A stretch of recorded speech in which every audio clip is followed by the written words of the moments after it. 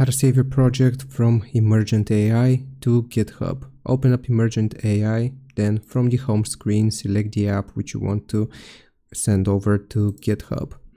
Click on it to open it up, and right here underneath Message Agent, you will see push your code to GitHub, save.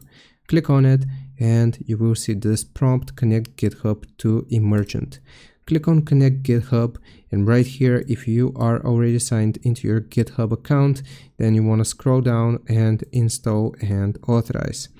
Right here, we will need to verify via email, so I'm just going to do that. Okay, I just put in the code, and right here we will click on install and authorize. Now it's going to connect it to GitHub, and just like that, we have successfully connected it. Now, again, you want to click on push your code to GitHub, and you will see account. So this is going to be our connected account. You can either select the repository or create a new one. I'm going to create a new one, and it's going to be Emergent AI, just like that. And you want to click on save to GitHub. Once you click on save to GitHub, then that is going to push your code from Emergent AI into GitHub. It might take a little bit of time, but that is going to create a new repository, and that's how you do it. I hope this helps you out. Make sure you leave a like and subscribe, and I'll see you next time.